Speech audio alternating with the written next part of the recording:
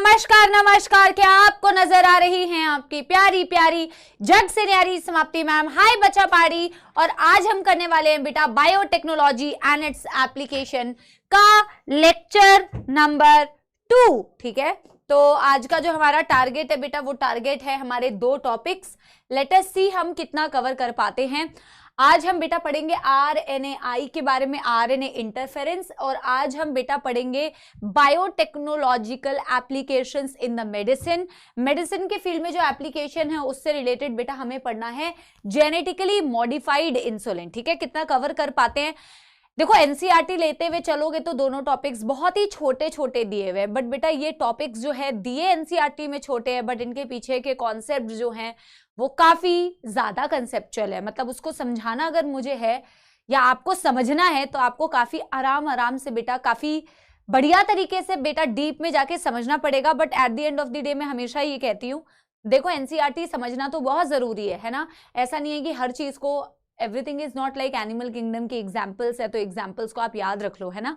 तो यहाँ पे इवेंचुअली तो बेटा देखो क्वेश्चंस पूछे तो एनसीईआरटी से ही जाएंगे, बट एनसीईआरटी के जो वो बेटा डेटा है वो आपको आसानी से याद रहे तो बढ़िया उसके पीछे के कॉन्सेप्ट को हम समझेंगे। फिर हम समराइज करके बेटा वो पॉइंट्स लिख देंगे जो आपको, स्पेशली मैं इस टॉपिक की बात कर रही हूँ आज मैं जो ये आरएनए इंटरफेरेंस वाला टॉपिक बताऊंगी ना बेटा, इसमें मुझे कुछ ऐसे डायग्राम्स, कुछ ऐसे बेटा फ्लो चार्ट्स आपको बताने पड़ेंगे जिसके बिना बेटा आप इस टॉपिक को कतई नहीं समझ सकते। ये तो खैर एनसीईआरटी में भी बहुत अच्छी तरीके से दिया हुआ है तो इसमें आपको बहुत ज्यादा एफर्ट्स लगाने की जरूरत नहीं पड़ेगी, बट इसको समझने के लिए बेटा मेरे को थोड़े डायग्राम्स का सपोर्ट चाहिए होगा और आपका सपोर्ट चाहिए होगा। और इसी सपोर्ट के साथ में बेटा सबसे पहले मेरी सपोला आर्मी को हम क्या कराएंगे बेटा, समाप्ति एक्सप्रेस चलाते हैं बेटा। क्विक रिवीजन करते हैं हम प्रीवियस क्लास का।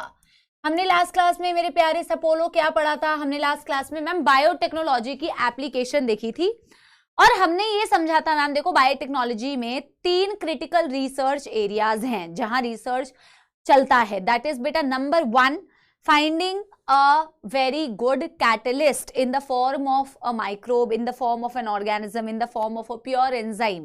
सबसे पहला जो हमारा रिसर्च एरिया है that is to find a catalyst. फिर बेटा हमें कैटलिस्ट को ढूंढ के उसके लिए ये समझना पड़ेगा कि उसके ऑप्टिमम कंडीशंस, बेस्ट कंडीशंस क्या है जहां वो एकदम बेस्ट परफॉर्म कर पाए, finding the best condition. And then बेटा बेस्ट कंडीशन ढूंढने के बाद ऑफ कोर्स डाउनस्ट्रीम प्रोसेसिंग करते हैं, प्रोडक्ट आइसोलेट करते हैं, प्यूरिफाई करते हैं, सेपरेट करते हैं। ठीक है, फिर हमने बोला यार एप्लीकेशन जो बायोटेक्नोलॉजी की मेजरली दिखती है it is like demand and supply. Demand and supply ma'am क्यों बोल रही है कि मैम देखो एग्रीकल्चर की बड़ी डिमांड है बिकॉज ऑफ द ग्रोइंग सपोला आर्मी, growing human population, we need to fulfil that, मतलब ऑफ कोर्स फूड नीड्स, तो हमें मैम एग्रीकल्चरल प्रोडक्शन बढ़ाने की जरूरत है। तो नंबर 1 एप्लीकेशन हमारा बायोटेक्नोलॉजी का होता है in the field of agriculture and number 2 major application है because of the health issues बेटा। So number 2 is your in the field of medicine. तो मेडिसिन के फील्ड में आज हम पढ़ने वाले हैं बेटा कि क्या क्या एप्लीकेशन है। अच्छा, फिर हमने बोला मैम देखो एग्रीकल्चरल प्रोडक्शन को बढ़ाने के भी कई सारे तरीके होते हैं कि हम मैम हैवी पेस्टिसाइड्स, फर्टिलाइजर्स, है ना, केमिकल्स का यूज़ कर ले जो कि बहुत महंगे होते हैं, हर कोई अफोर्ड भी नहीं कर पाता, बट हम इन्हें अगर यूज़ करते हैं तो हम अपनी मैम एग्रीकल्चरल प्रोडक्शन को बढ़ा सकते हैं। नंबर 2 मैम हम ऑर्गेनिक कल्चर कर सकते हैं, बायो फर्टिलाइजर्स, बायो पेस्टिसाइड्स का यूज़ कर सकते हैं। मैम तीसरा तरीका है कि हम कर सकते हैं जेनेटिकली मॉडिफाइड प्लांट्स बना सकते हैं कि यार जेनेटिकली मॉडिफाइड प्लांट्स ही बना दो। जेनेटिकली मॉडिफाइड का मतलब मैम जीन में ही ऐसा मैनिपुलेशन कर दो कि जो भी आपकी रिक्वायरमेंट है वो आपकी रिक्वायरमेंट फुलफिल हो जाए।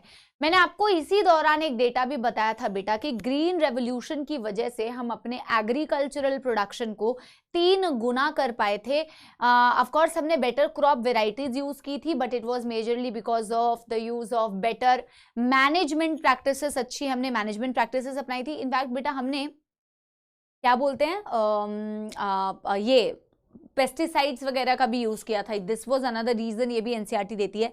It was because mainly because of the better management practices and use of these chemicals. बेटा हमने इनफैक्ट अच्छी मशीनों का भी यूज किया था, लेकिन still it was not enough to meet the demand of growing human population, even though it was बेटा 3 times ट्रिपलिंग इन द बेटा फूड प्रोडक्शन. ठीक है, still it was not enough to meet the demand of growing human population. फिर हमने बोला कि ma'am देखो, genetically modified organisms होते हैं, उनमें हम जब जेनेटिकली मॉडिफाइड प्लांट्स की बात करते हैं तो मैम जेनेटिकली मॉडिफाइड प्लांट से क्या क्या हमें फायदे मिलते हैं, वो किस तरीके से हमें हेल्प करते हैं मैम प्रोडक्शन में, एग्रीकल्चर की फील्ड में. तो बेटा हमने क्या देखा था, हमने ये देखा था कि मैम नंबर 1 पॉइंट ये हमने देखा था कि मैम प्रोडक्टिविटी बढ़ती है जब हम जेनेटिकली जीन में मॉडिफिकेशन कर दे प्लांट्स के ना, तो हमारी प्रोडक्शन बढ़ सकती है.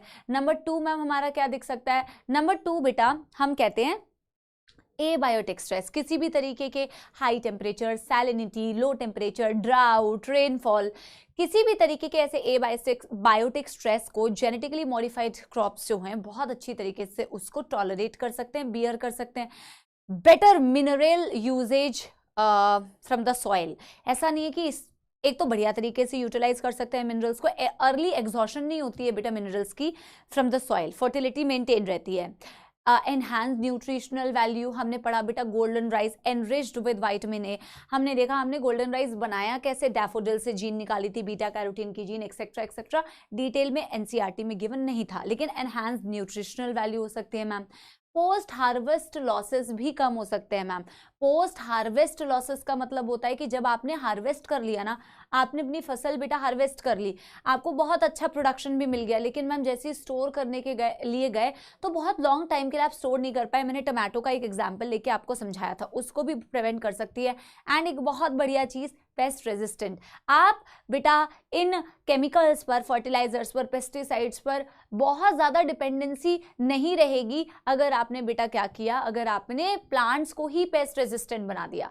प्लांट्स को ही पेस्ट रेजिस्टेंट बना दिया तो डिपेंडेंसी जो है आपके इन पेस्टिसाइड्स पर, इन बेटा केमिकल्स पर, वो डिपेंडेंसी खत्म हो जाएगी. और उसी में हमने बहुत ही सुंदर बेटा, बेहतरीन बेटा टॉपिक पढ़ा था, किसका, बीटी कॉटन. याद है बेटा, दादी नानी की कहानी के टाइप में हमने पढ़ा था. देखते हैं जरा हमारी कितनी हमारी सपोला सपोलियों को ये कहानी याद है. बेटा हमने कहा था कि देखो पहले तो प्रॉब्लम पता करो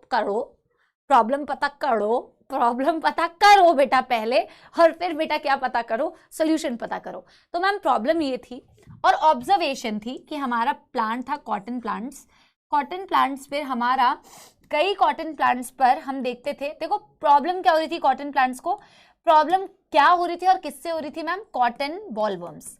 प्रॉब्लम हो रही थी कॉटन बॉलवर्म से, प्रॉब्लम हो रही थी कॉटन बॉलवर्म से प्रॉब्लम हो रही थी. क्यों मैम, कॉटन बॉलवर्म्स जो थे मैम, वो कॉटन के जो बॉल होते हैं कॉटन प्लांट्स में, उन पे छेद कर दे रहा था, उनको इन्फेक्ट कर दे रहा था. तो कॉटन के बॉल्स जो है डैमेज हो रहे थे क्योंकि इन पे इन्फेक्शन कॉज कर रहा था. फिर ऐसा ऑब्जर्व किया गया कि मैम कई बार ऐसा होता है ना कि हमारी जो कॉटन प्लांट्स है उसमें एक बैक्टीरिया रहता है जिसे बोलते हैं बैसिलस thuringiensis, जहां से इसका नाम भी आया है बीटी कॉटन. बीटी नाम है बैसिलस thuringiensis. कई बार मैम ऐसा ऑब्जर्व किया कि कई कॉटन प्लांट्स पे जब ये हमारा प्यारा प्यारा जग से न्यारा कॉटन बॉलवर्म इंसेक्ट क्या करता था, फीड करता था, तो इवेंचुअली मैम ऐसा देखा गया कि उसकी डेथ हो जाती थी. कहा कि यार ऐसा कैसे हो रहा है कि जब ये प्लांट पे फीड कर रहा है तो इसकी डेथ हो रही है. तो हमने बेटा निशाना किस पे साधा, इस बैसिलस thuringiensis पे.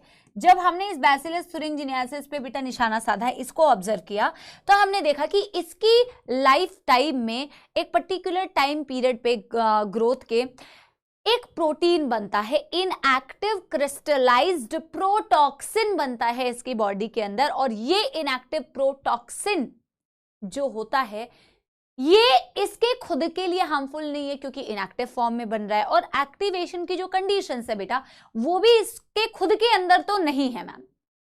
ठीक है, जैसे ही मैम इस प्लांट को वो फीड करता था बेटा कॉटन बॉलवर्म.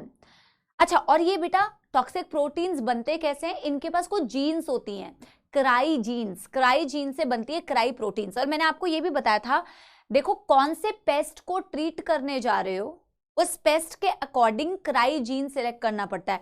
हर एक क्राइजीन स्पेसिफिक होती है और आप कौन सी क्राइजीन यूज कर रहे हो, उस क्राइजीन से क्या टॉक्सिक प्रोटीन बनता है बेटा वो पर्टिकुलर होता है कि किस क्रॉप के लिए आप ट्रीटमेंट कर रहे हो और कौन सा पेस्ट आप बेटा ट्रीट करना चाह रहे हो. So it depends on the choice of the pest and the choice of the crop as well कि कौन सी क्राइजीन आपने सिलेक्ट करी. बट बेसिकली यही क्राइजीन्स होते हैं जो क्राई प्रोटीन्स बेटा प्रोड्यूस करते हैं और यही क्राई प्रोटीन्स इस बैक्टीरिया के अंदर इनएक्टिव फॉर्म में थे. जैसे ही इंसेक्ट ने फीड किया ये इसके बेटा गट के अंदर गए, मिड गट के अंदर गए. मिड गट में इनको कैसा पीएच मिला बेटा, मिड गट में इनको मिला एल्कलाइन पीएच और एल्कलाइन पीएच पर मिड गट में बेटा जाके ये एक्टिवेट होने के बाद मिड गट के एपिथेलियल सेल्स पर बेटा ये छेद करते थे, इनको स्वेल करते थे, इन पे छेद करते थे और इवेंचुअली इनकी लाइसिस कर देते थे जिससे कि इंसेक्ट की इवेंचुअली किलिंग हो जाती थी, है ना. आपने ये देखा कि इस तरीके का प्रोसेस होता है. आपने फिर इसी को बेटा प्लांट्स में टेक्निक इस्तेमाल किया, प्लांट को ही पेस्ट रेजिस्टेंट बना दिया. आपने उन जीन्स को आइसोलेट किया, जीन्स को निकालने के बाद बेटा आपने उसे किसके अंदर इंट्रोड्यूस किया, प्लांट्स के अंदर इंट्रोड्यूस किया. कैसे इंट्रोड्यूस किया बेटा, ऑफ कोर्स आप प्लांट्स में अगर बेटा प्लांट्स को एज अ होस्ट ले रहे हो तो आप एग्रोबैक्टीरियम यूज करोगे. एग्रोबैक्टीरियम का टीआई प्लाज्मिड के साथ में इसे जोड़ा, रिकॉम्बिनेंट को प्लांट्स में इंट्रोड्यूस किया. प्लांट्स के अंदर बेटा आपने वही वाली प्रोटीन को बनाया. प्लांट में अगर वो प्रोटीन बनने लगेगा बेटा टॉक्सिक वाला, जैसे ही इंसेक्ट उसको इन्फेक्ट करने की कोशिश करेगा इंसेक्ट की बैंड बच जाएगी और इंसेक्ट हो जाएगा फिनिश. मैंने आपको बोला था तीन जीन्स एनसीईआरटी में मेंशन की है, कुछ कॉटन बॉलवर्म्स के लिए, कुछ कॉर्न बोरर्स के लिए. कॉर्न बोरर का याद रखो, कॉर्न बोरर का मैंने बोला था क्राई 1AB, ठीक है. इवेंचुअली बाकी जो 2 बचे हुए हैं बेटा वो कॉटन बॉलवर्म के लिए हो जाएंगे. Done done done done everybody. आज हम जो टेक्निक पढ़ने वाले हैं बेटा इसे बोलते हैं RNAi. तो आओ बच्चों बिल्कुल फोकस के साथ में आप बेटा ये टॉपिक हम समझते हैं. RNAi पहले तो बेटा इसके मल्टीपल नाम हम लिख लेते हैं. RNAi का मतलब क्या है, RNA का मतलब तो RNA ही है. RNAi का मतलब जैसे इंटरफेरेंस, RNA इंटरफेरेंस, RNAi. इसको mRNA साइलेंसिंग भी बोलते हैं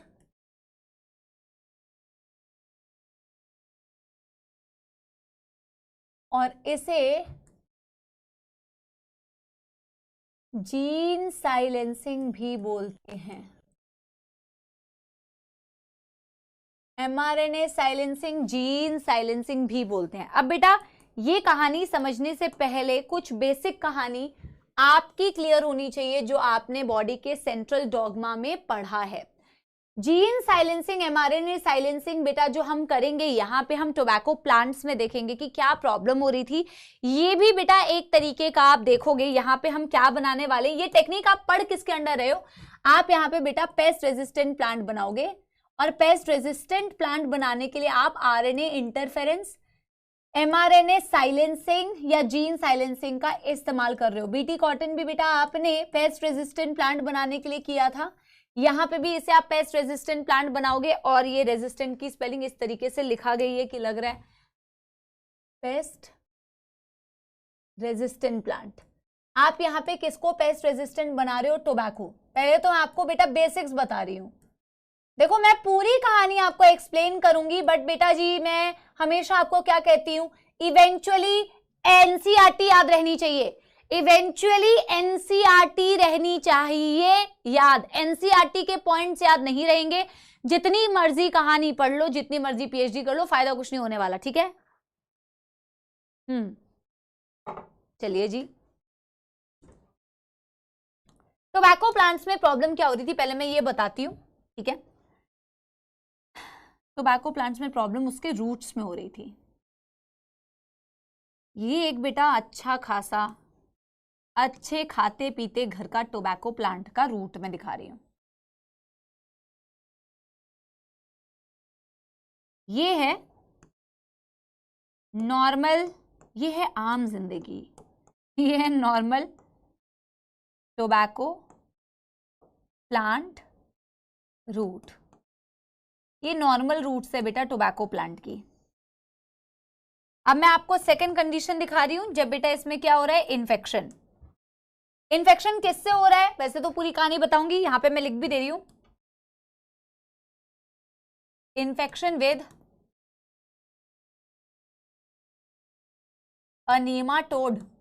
याद आ रहा है आप लोगों को? आपने कुछ ही दिनों पहले, कुछ सालों पहले नहीं बेटा, कुछ महीनों पहले नहीं, कुछ ही समय पहले बेटा आपने नीमाटोड नाम का कुछ एनिमल किंगडम में फाइलम पढ़ा था। याद आ रहा है? जल्दी बताओ किस किस को याद आ रहा है? इन्फेक्शन विद अ नीमाटोड, मिलाइडोगाइन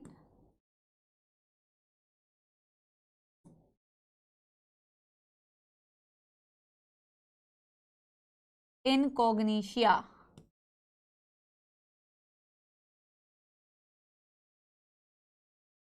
जैसे इससे इन्फेक्शन होता है तो इसके रूट्स में गांठें बन जाती है।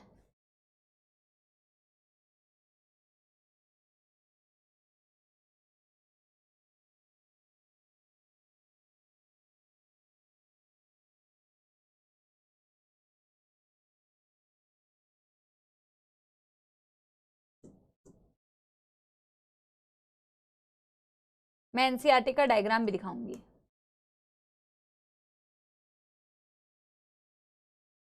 इसे बोला जाता है रूट में नॉट्स बन जाना, रूट में नॉट्स बन जाना, गांठें बन जाना, जिसकी वजह से इस प्रॉब्लम का नाम क्या पड़ा बेटा? प्लांट्स को प्रॉब्लम क्या हुई? Root knot disease. ये इन्फेक्टेड है, इन्फेक्टेड रूट्स। ये क्या है? इन्फेक्टेड रूट्स है, इसे बोलते हैं रूट नॉट डिजीज।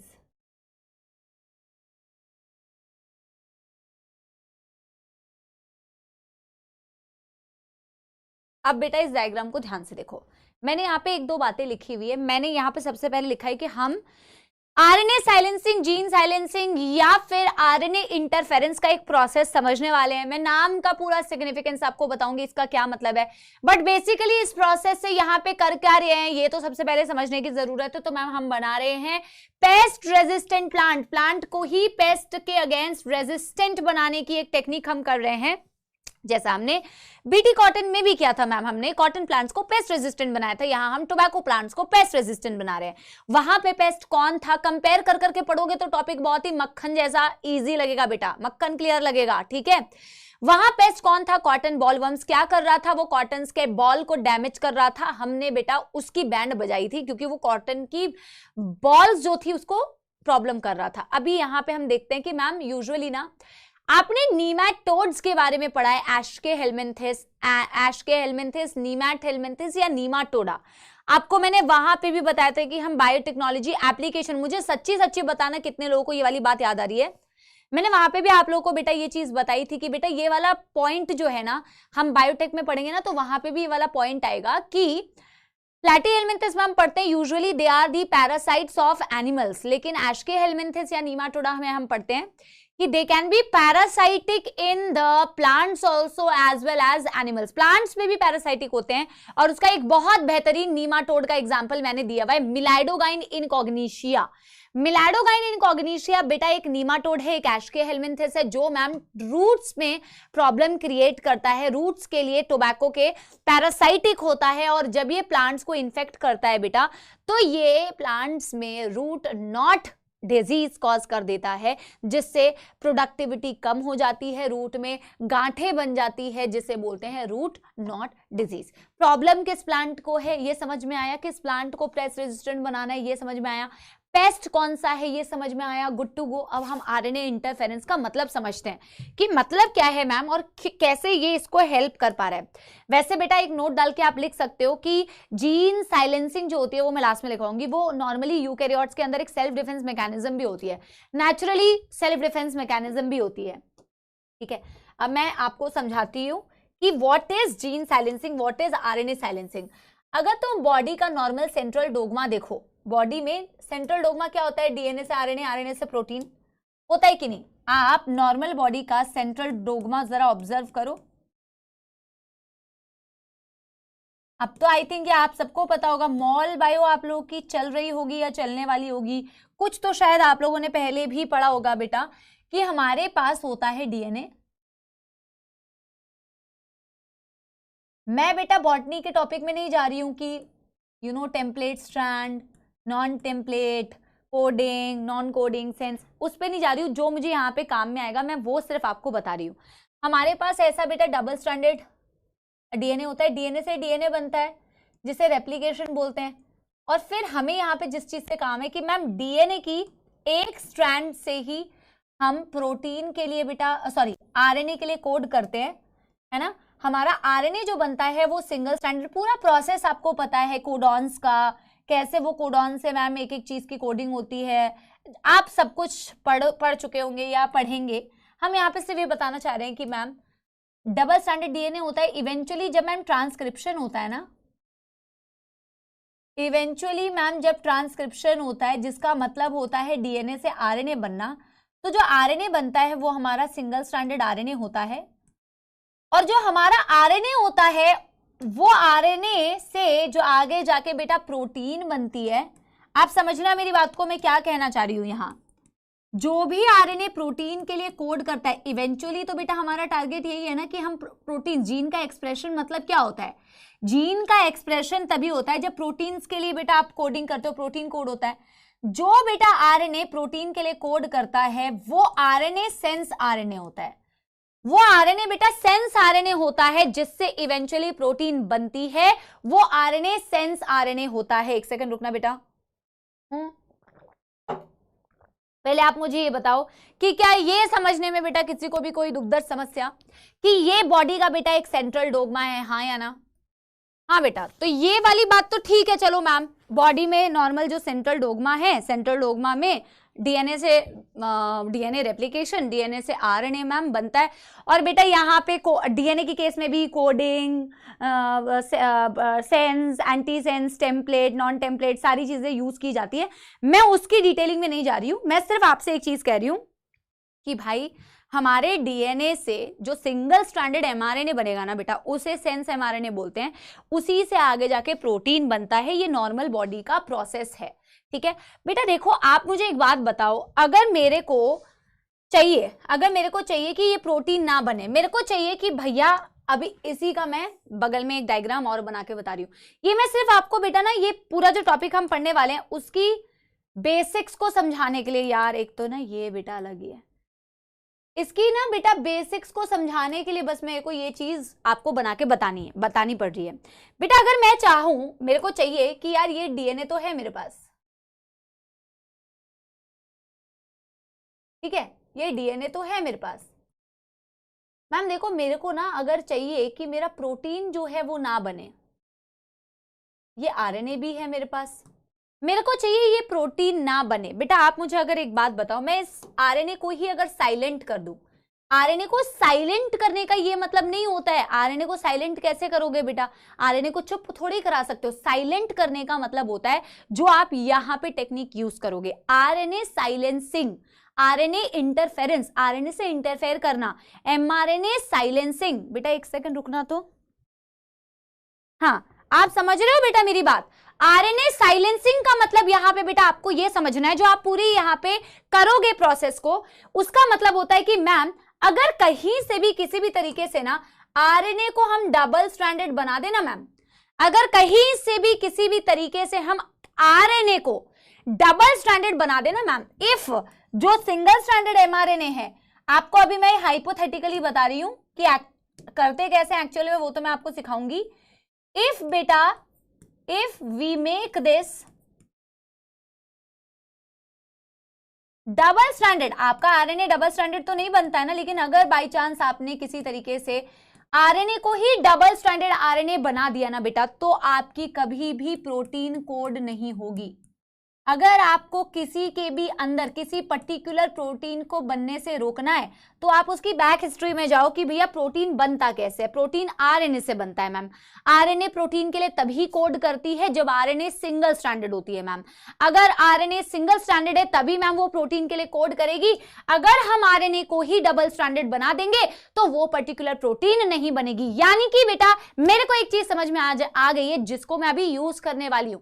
कैसे यूज करते हैं बेटा इस टेक्निक को टोबैको प्लांट्स को बचाने के लिए, प्लांट्स को ही पेस्ट रेजिस्टेंट बनाने के लिए, वो तो हम अभी समझेंगे। बट ये वाली कहानी आप लोगों को समझ में आई बेटा कि आरएनए साइलेंसिंग क्यों बोलते हैं, आरएनए को ही क्यों साइलेंट कर रहे हैं। आरएनए को साइलेंट करने का मतलब होता है आरएनए के साथ बेटा ऐसी छेड़छाड़ कर दो कि आरएनए आगे जाके प्रोटीन ना बना पाए। मतलब वो चुप हो गया ना, जब वो बोल रहा था तो वो प्रोटीन कोड कर रहा था, आपने उसको साइलेंट कर दिया, आपने उसके काम को इंटरफेयर कर दिया, आपने आरएनए इंटरफेरेंस करी। और आप ये चीज याद रखो बेटा, आरएनए इंटरफेरेंस जो होती है वो इसीलिए होती है क्योंकि आप आरएनए को डबल स्ट्रैंडेड बना देते हैं। End of story. ये पूरी कहानी का सबसे इंपॉर्टेंट पार्ट है। Gene silencing, mRNA silencing, RNA interference is because of the formation of double stranded RNA। क्योंकि अगर RNA डबल स्ट्रैंडेड बन गया किसी भी तरीके से तो मैम वो कभी भी प्रोटीन को नहीं बना पाएगा, वो साइलेंट हो जाएगा। आपको ये बेसिक समझ में आई बेटा कहानी? ठीक है, आपको ये बेसिक समझ में आ गई कहानी। RNA साइलेंसिंग का क्या मतलब है। और मैं यहां पे एक पॉइंट बेटा नोट डाल के लिख भी दे रही हूं, आरएनए साइलेंसिंग। ये बेटा इस कहानी का सबसे इंपॉर्टेंट पार्ट है। आप देखोगे ना 2 बारी क्वेश्चन तो इसी पर्टिकुलर पॉइंट से आया है कि साइलेंसिंग किस वजह से होती है। Double stranded RNA, single stranded RNA, double stranded DNA, single stranded DNA के बनने की वजह से तो साइलेंसिंग होती है। RNA silencing is due to the formation of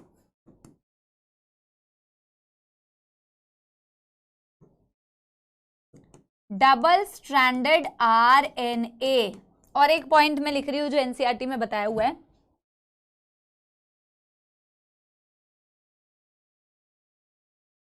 RNAi is a natural cellular defense mechanism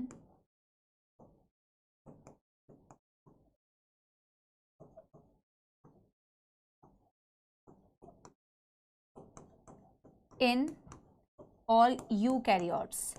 बेटा यूकैरियोट्स का एक नेचुरल सेल्यूलर डिफेंस मैकेनिज्म है। यूकैरियोट्स का खुद का ये एक सेलुलर डिफेंस मैकेनिज्म होता है कि अगर मान लो बेटा यूकैरियोट्स में किसी भी तरीके का समझो बेटा पैथोजेनिक इन्फेक्शन हो गया ना, तो वो अपने आप को उस इन्फेक्शन से बचा सकती है नेचुरली। क्या करेगी वो, जो भी आपके बेटा फॉरेन पैथोजन आपकी बॉडी के अंदर आ रहा है उसके अगर उसका आरएनए बनता है तो आप उसके आरएनए को डबल स्ट्रैंडेड कर दो। डबल स्ट्रैंडेड कर दोगे तो वो प्रोटीन की कोड नहीं कर पाएगी, वो आपको प्रॉब्लम नहीं कर पाएगी। इस तरीके का नेचुरल डिफेंस मैकेनिज्म ऑलरेडी बेटा यूकैरियोट्स में एग्जिस्ट करता है। वो वही वाली बेटा कहानी को यूज करती है कि अगर उसको कोई भी तरीके का बेटा क्या हुआ, पैथोजेनिक इन्फेक्शन हुआ, तो क्या हुआ, उसके जो भी आरएनए आपको मिला बॉडी के अंदर आप उसको डबल स्ट्रैंडेड बना दो। आप उसको डबल स्ट्रैंडेड बना के उसको साइलेंट कर दो ताकि उससे आगे आपको प्रॉब्लम नहीं होगी। एक और पॉइंट मैं जब आपको एनसीईआरटी से रीड कराऊंगी तो ही आपको बेटा वहां से नोट बनवा के मैं लिखवा दूंगी, क्योंकि वो थोड़ा मैं अलग पॉइंट है। फिलहाल मैं आपको कॉन्सेप्ट समझाती हूँ कि आप किस तरीके से मिलाडोगाइन इनकॉग्निशिया की बैंड बजाओगे और प्लांट्स को बेटा पेस्ट रेजिस्टेंट बनाओगे। इसको पॉइंट बेटा डाल के लिख लो। हमें बेटा डायग्राम बनाना पड़ेगा और एक बार आप ये डायग्राम देखोगे एनसीईआरटी का, ये गांठें बन गई, ये नॉट्स बन गए, देखो बड़े बड़े नॉट्स को जूम करके दिखाया है। ये इन्फेक्टेड प्लांट्स है, root of a typical control plant and transgenic plant है। Transgenic plants root after 5 days of deliberate infection of nematode but protected through the novel mechanism. इसमें भी आपने बेटा नीमाटोड से इन्फेक्ट करने की कोशिश की है बट ये प्रोटेक्टेड है क्योंकि ये पेस्ट रेजिस्टेंट प्लांट बन चुका है। ठीक है, अभी मैं आपको बताती हूँ पेस्ट रेजिस्टेंट प्लांट आपने कैसे बनाया, नीमाटोड क्या प्रॉब्लम क्रिएट कर रहा था। हम नीमाटोड को जरा बनाए, हमारा प्यारा प्यारा जग से न्यारा नीमाटोड, ये हमने बना लिया हमारा नीमाटोड।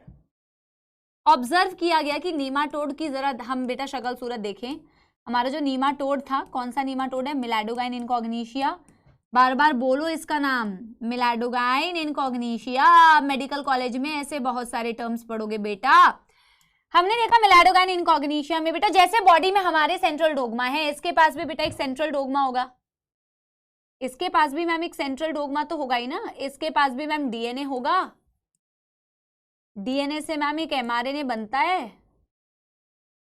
ऑफ कोर्स वो एमआरएनए जो प्रोटीन के लिए कोड करे उसको मैं सेंस एमआरएनए बोल रही हूँ। इससे मैम एक पर्टिकुलर प्रोटीन इस नीमाटोड की बॉडी के अंदर बन रही है। ये प्रोटीन इसके लिए क्यों जरूरी है बेटा, इसकी कहानी समझो, क्योंकि अभी हमें जीन साइलेंसिंग करनी है बेटा। आपको एक एक पॉइंट आई प्रॉमिस यू इतना मस्त समझ में आएगा और आप सोचोगे कि मैम अगर हम ये बनाते नहीं ना तो हमें कभी समझ नहीं आता, हमें कभी समझ नहीं आता। ठीक है, मैंने बोला ये मिलाडोगाइन इनकॉग्निशिया नीमाटोड का बेटा मुंह बनाया हुआ है मैंने, ठीक है, नीमाटोड का मुंह बनाया हुआ है मैंने।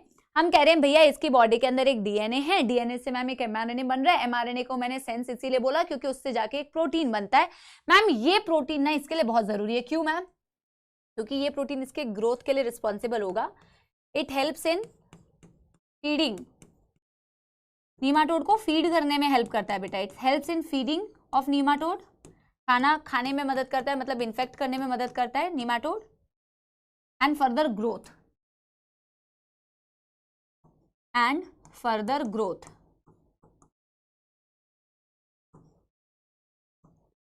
इस नीमाटोड को फीड करने में हेल्प कर रहा है, इस नीमाटोड की ग्रोथ में बेटा बेसिकली ये पर्टिकुलर जो प्रोटीन है ये हेल्प कर रहा है। अब हम क्या सोचते हैं ना बेटा कि यार हाँ अब ये नीमाटोड क्या कर रहा है मैम, ये प्लांट्स को मैम खा रहा है, प्लांट्स को इन्फेक्ट कर रहा है, और मैम इसी प्रोटीन की वजह से ना इसकी ग्रोथ हो रही है, इसकी डेवलपमेंट हो रही है। क्यों ना हम एक काम करते हैं, हम इस नीमाटोड के ये जो सेंस एमआरएनए है इसको ही साइलेंट कर दे। आप बेटा लॉजिक समझते हुए जाना, बिना लॉजिक के फिर समझ नहीं लगेगा ना। हमने आरएनए साइलेंसिंग क्यों की थी बेटा, मैंने आपसे कहा था आरएनए को साइलेंट करने का मतलब होता है उससे आगे प्रोटीन मत बनने दो। अगर आपको किसी भी पर्टिकुलर प्रोटीन को बनने से रोकना है तो आप ये देख लो कि उस प्रोटीन को बनाने वाला आरएनए कौन सा है। आप अगर उस आरएनए को ही साइलेंट कर दोगे बेटा तो ऑफकोर्स उससे आगे जाके प्रोटीन नहीं बनेगी। आप कह रहे हो कि मैम ये जो प्रोटीन्स है ना ये सेंस एमआरएनए से बन रही है नीमाटोड के अंदर, हम इस सेंस एमआरएनए को ही साइलेंट कर देते हैं। आप करते कैसे हो वही प्रोसेस हमें पढ़ना है। अगर हम इस सेंस एमआरएनए को ही मैम क्या कर देंगे ना, क्या कर देंगे हम, अगर सेंस एमआरएनए को ही साइलेंट कर देंगे तो इससे ये प्रोटीन नहीं बनेगी, और अगर ये प्रोटीन नहीं बनेगी मैम तो फिर ये बेचारा तो नहीं है, ये नीमाटोड फीड नहीं कर पाएगा, ग्रो नहीं कर पाएगा, तो बेटा इसकी मौत हो जाएगी। मैं यहाँ पे लिख भी दे रही हूँ कि हमने इसके पीछे बेटा लॉजिक क्या लगाया, हमने इसके पीछे लॉजिक लगाया कि मैम इफ वी साइलेंट, और साइलेंट हमेशा डबल स्ट्रैंडेड आरएनए बनने की वजह से हो रहा था, ये भी मैं आपको बता चुकी हूँ। If we silent this mRNA, silencing कैसे होती है, डबल स्ट्रैंडेड बनने की वजह से। आप देखोगे कैसे डबल स्ट्रैंडेड बन रहा है। If we silence this mRNA, if we silence this mRNA, eventually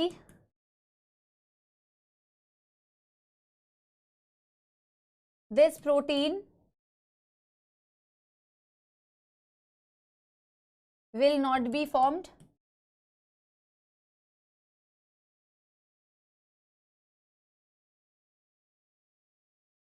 nematode unable to feed, nematode unable to feed and grow, eventually dies,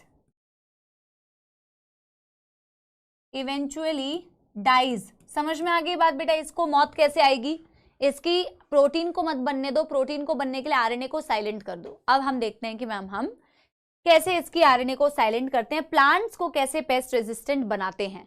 ठीक है, अब बेटा देखो सारा कार्यक्रम हम प्लांट्स के लिए करेंगे क्योंकि हमें बचाना तो प्लांट्स को है ना, सारा कार्यक्रम हम प्लांट्स के लिए करेंगे। अब हम बनाते हैं बेटा अगेन एक डायग्राम, हम प्लांट्स में क्या कर रहे हैं। एक डायग्राम को बेटा इस तरीके से बनाना है, ये सेंटर पे बेटा यहाँ पे मैं बहुत सारी चीजें लिखूंगी, इसमें से बेटा कुछ चीजें आपकी काम की नहीं है, मैं आपको अल्टीमेटली बता दूंगी, इसमें से कुछ चीजें आपकी काम की नहीं होगी, लेकिन कॉन्सेप्ट को समझाने के लिए मुझे यहाँ पे बेटा बताना पड़ेगा, ठीक है। तो डायग्राम में कुछ कुछ चीजें लिखूंगी, यहाँ पे मैं अल्टीमेटली बेटा वो नेमाटोड को भी बनाऊंगी, और यहाँ पे बेटा मैं कुछ चीजें फ्लो चार्ट में लिखूंगी, ठीक है। फिर मैं लास्ट में इंपॉर्टेंट पॉइंट जो आपको याद रखने हैं इस पूरे बेटा डायग्राम से, वो वाली चीज आपको बता दूंगी। अरे भाई डन डन डन डन, ठीक है। चलिए अब हम क्या कर रहे हैं बेटा, ये हमने दिखाया है बेटा टोबैको प्लांट्स को। आप मुझे बताओ बेटा मेरे को क्या करना है, टोबैको प्लांट्स को बचाना है, तो मैं टोबैको प्लांट्स में ना बेटा एक टेक्निक करने जा रही हूं। क्या टेक्निक करने जा रही हूं, मेरे को ना बेटा टोबैको प्लांट्स को बचाना है इस नीमाटोड से, ठीक है जी। हमने बेटा, मैं सबसे पहले पॉइंट लिखती हूं ना, सबसे पहला जो पॉइंट लिख रही हूं मैं ये रहा, यूजिंग एक वेक्टर यूज करना है। अब बेटा ये तो आप सब जानते हैं, प्लांट के केस में अगर मुझे डीएनए कोई भी इंट्रोड्यूस करना है तो एग्रोबैक्टीरियम ट्यूमीफेशियंस का ही यूज करेंगे, using agrobacterium tumefaciens TI plasmid, tumefaciens TI plasmid. अब बहुत इंपॉर्टेंट बात है, हमने क्या किया, nematode specific gene, nematode specific gene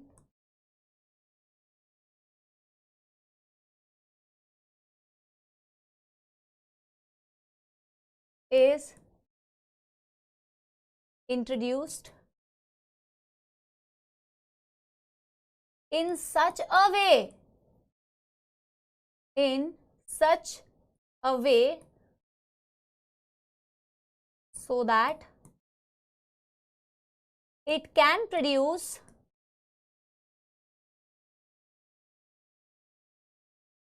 both, it can produce both sense as well as antisense mRNA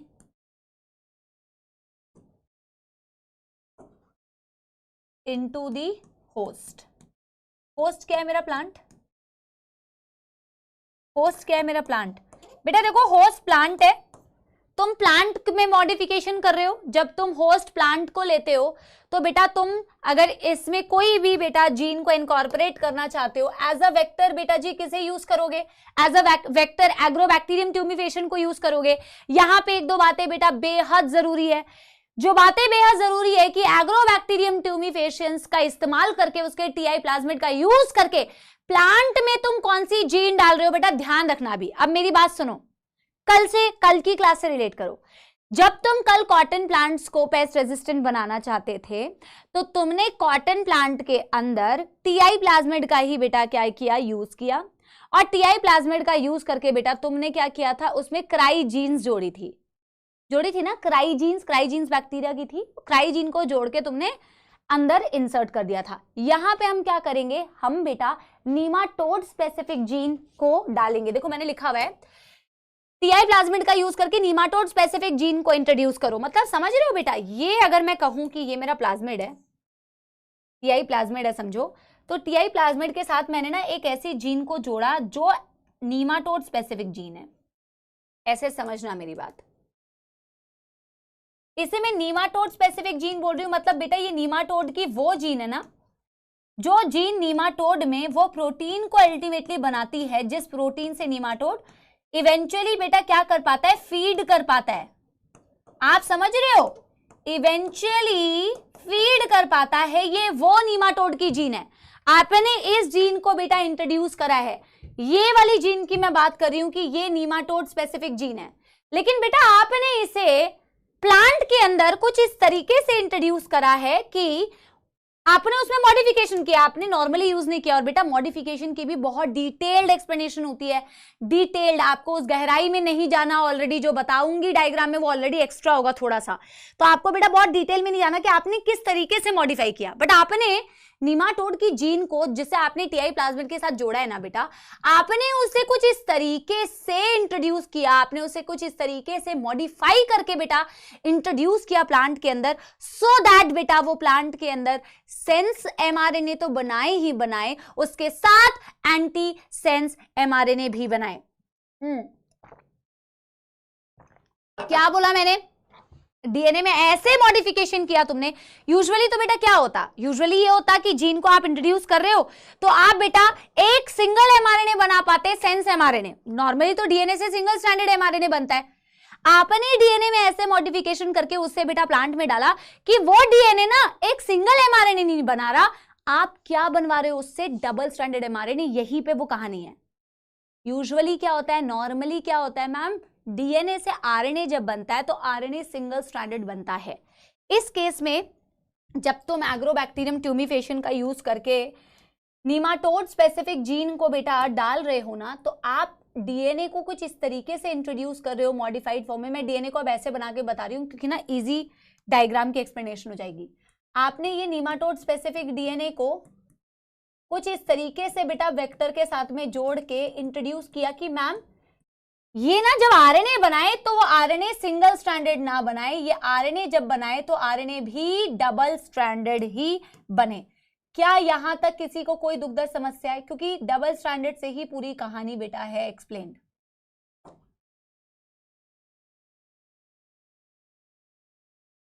अब देखो डीएनए से बनता है आरएनए। अब मैं आरएनए के लिए अलग अलग कलर यूज कर रही हूं। वहां पे हमने कौन सा कलर यूज किया है? येलो। अब यहां पे तुम 2 एमआरएनए बना रहे हो। एक बना रहे हो मैम जो कि रहेगा सेंस एमआरएनए, जो बनना चाहिए था, बट यहां सेंस एंटी सेंस दोनों बनेगा ma'am. Basically double standard RNA बना, दिख रहा है? बेसिकली ये आरएनए कैसा बन गया? Double standard RNA. Normal cases में कभी नहीं बनता, तुमने इस तरीके से मॉडिफाई करके इसे इंट्रोड्यूस किया कि ये डबल स्ट्रैंडेड आरएनए बनाए। आगे बेटा जो कहानी मैं बताने वाली हूं, ये कहानी आपके एनसीईआरटी में बहुत अच्छे से एक्सप्लेन्ड नहीं है, लेकिन मैं आपको बता रही हूँ। जैसे कि मैंने बोला कि आपकी बॉडी के अंदर बेटा डिफेंस मैकेनिज्म होती है, यूकैरियोट्स के अंदर डिफेंस मैकेनिज्म होती है कि डबल स्ट्रैंडेड एमआरएनए बनेगा ना तो उससे आगे उसकी बैंड बच जाएगी, उससे प्रोटीन कोड नहीं हो सकता, क्योंकि हमारी बॉडी के अंदर ऐसी मैकेनिज्म्स है कि हम इस डबल स्ट्रैंडेड एमआरएनए को खत्म कर सकते हैं। डबल स्टैंडर्ड को तो खत्म नहीं कर सकते, साइलेंसिंग हो जाएगी। आरएनए से आगे जाके अब कोई प्रोटीन नहीं बन सकता। इस आरएनए से अगर कोई प्रोटीन बनता तो तब बनता जब ये आरएनए सिंगल स्ट्रैंडेड प्रोड्यूस हुआ होता, बट ये डबल स्ट्रैंडेड एमआरएनए क्यों बना डबल स्ट्रैंडेड? क्योंकि हमने इस तरीके से बेटा जीन को इंट्रोड्यूस किया है कि वो बनाए, डबल स्ट्रैंडेड ही बनाए। आगे होता ही है ना बेटा कि हमारी बॉडी में कुछ एंजाइम्स होते हैं जिसे बोलते हैं जैसे डाइसर कट दी, आपके एनसीईआरटी में डाइसर का डिस्क्रिप्शन नहीं है, आप इग्नोर कर सकते हो। कट दी डबल स्ट्रैंडेड आरएनए। डाइसर क्या करता है बेटा? इस डबल स्ट्रैंडेड आरएनए को रिकॉग्नाइज करता है और इसे रिकॉग्नाइज करके इसके टुकड़े टुकड़े कर देता है, और टुकड़े टुकड़े करके छोटे छोटे आरएनए बना देता है। अगेन डबल स्ट्रैंडेड ही है ये अभी भी। इनको बोलते हैं SI RNA, small interfering RNA. इन्हें बोलते हैं बेटा SIRNA। SI का क्या मतलब है? Small interfering RNA. एनसीईआरटी में नहीं दिया हुआ, बट आप बेटा इतनी सी बात अगर याद रखोगे तो आप बहुत कुछ, मैं अतिरिक्त नहीं बता रही हूं, आपको कॉन्सेप्ट बेटर तरीके से समझ में आएगा। डाइसर ने इस डबल स्ट्रैंडेड डीएनए को बेटा रिकॉग्नाइज किया, और रिकॉग्नाइज करने के बाद उसके टुकड़े टुकड़े कर दिए, उसे स्मॉल इंटरफेरिंग आरएनए में कन्वर्ट कर दिया। अब बेटा खेल होगा। अब कौन सा खेल होगा जिसकी मदद से तुम आगे बेटा पूरा प्रोसेस को कंटिन्यू कर पाओगे? खेल ये होगा बेटा कि अब बेटा इन स्मॉल इंटरफेरिंग में एक ही दिखाऊंगी, पूरे पे बिठा के नहीं दिखाऊंगी वरना बहुत बड़ा डायग्राम बन जाएगा। इस स्मॉल इंटरफेरिंग आरएनए पर आके बेटा एक एंजाइम बैठ जाएगा, जिस एंजाइम को बोलते हैं रिस्क। रिस्क का फुल फॉर्म होता है आरएनए इंड्यूस्ड साइलेंसिंग कॉम्प्लेक्स। यही तो साइलेंसिंग करता है। एनसीईआरटी में ना ये दिया हुआ है ना ये दिया हुआ है, मैं दोनों के बीच में एक्स्ट्रा लिख दे रही हूँ। मैं इवेंचुअली आपको बेटा वो पॉइंट्स लिखवा दूंगी, बेटा आप मेरे पे भरोसा करो। फिर ना मैं भी तो आपको समझा रही हूँ, तो मुझे एटलीस्ट बेटा तुम्हें कॉन्सेप्ट तो समझाना पड़ेगा ना। फिर मेरे भी हाथ बिल्कुल बंद जाएंगे कि मैं समझा नहीं पा रही हूँ। आप इतने टाइम से मेरे से पढ़ रहे हो, आपको पता है कि मैम कोई भी बेफालतू की चीज आपको ना रटवाएगी ना बताएगी, है ना। तो ये कॉन्सेप्ट समझाने के लिए इवेंचुअली जब तुम्हें ये समझ लग जाएगा, तुम्हें मजा आ जाएगा कि मैम आप कॉन्सेप्ट समझ गए, अब तो हम पॉइंट्स याद रख लेंगे, तो हम वो पॉइंट्स लिख लेंगे, ठीक है। तो आरएनए इंड्यूस्ड, इंड्यूसिंग नहीं है, RNA induced silencing complex, RNA induced silencing complex इसको बेटा रिकॉग्नाइज करता है और इस पर जाके बैठ जाता है। आप इसे मानो ये रिस्क है,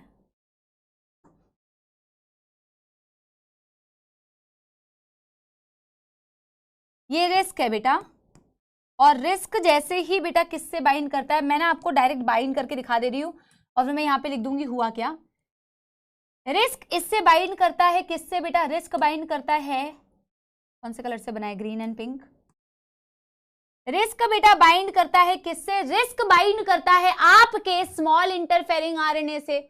स्मॉल इंटरफेरिंग आरएनए छोटे छोटे आरएनए के, डबल स्ट्रैंडेड आरएनए के टुकड़े थे, जिसमें एक एंटी सेंस और एक सेंस एमआरएनए था, राइट। जैसे ही रिस्क बेटा इस डबल स्ट्रैंडेड एमआरएनए से कंबाइन करता है, ये सेंस एमआरएनए को क्लीव कर देता है, सेंस एमआरएनए को उड़ा देता है बेटा। जैसे ही इसको रिकॉग्नाइज करता है, रिकॉग्नाइज करके अब मैं बता देती हूं, मैं डायरेक्ट लिख देती हूं, तो सेंस को उड़ा देगा, सिर्फ बेटा यहां पे बच जाएगा एंटी सेंस। मैं यहां पे लिख भी दे रही हूं इसने किया क्या।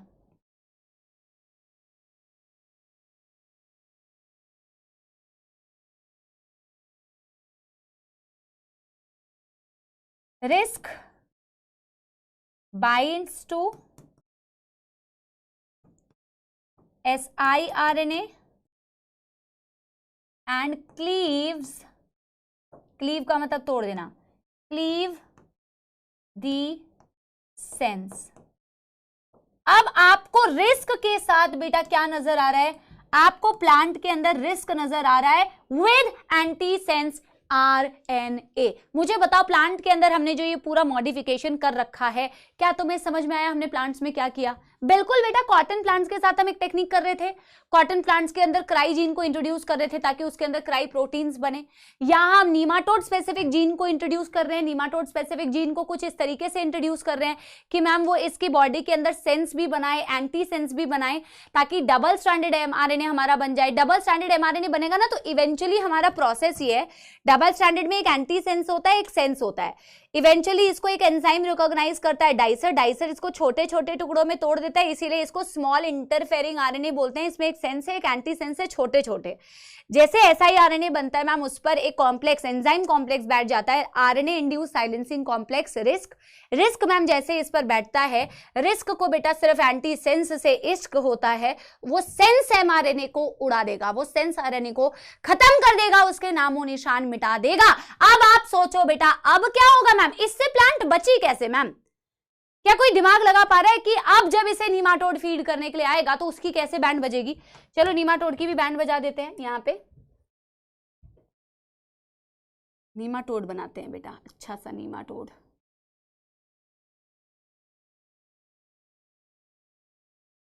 ये हमने बनाया हमारा प्यारा प्यारा जग से न्यारा नीमाटोड। भूखा है बेटा, ये नीमाटोड भूखा है बेटा, मजाक कर रही हो बेटा। हमें ना थोड़ा मोटा नीमाटोड बनाना था, वरना पता नहीं जगह बचेगी या नहीं। देखते हैं, ये नीमाटोड था बेटा।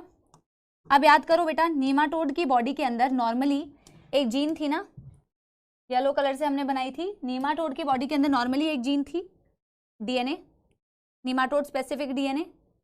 इस नीमाटोड के डीएनए से क्या बन रहा था बेटा, इस नीमाटोड के डीएनए से एक सेंस एमआरएनए बन रहा था। आप मुझे बताओ हाँ या ना। अगर मैं इस सेंस एमआरएनए को डबल स्ट्रैंडेड बना दूं तो बेटा उससे वो प्रोटीन नहीं बन पाएगी। अगर वो प्रोटीन नहीं बन पाएगी तो ये खा नहीं पाएगा, ये खा नहीं पाएगा तो इसकी ग्रोथ नहीं होगी, ग्रोथ नहीं होगा तो मर जाएगा, हाँ या ना। बस जैसे ही ये नीमाटोड अब क्या करेगा बेटा, फीड कच कच कच कच खच करके खाएगा, खच करके खाएगा।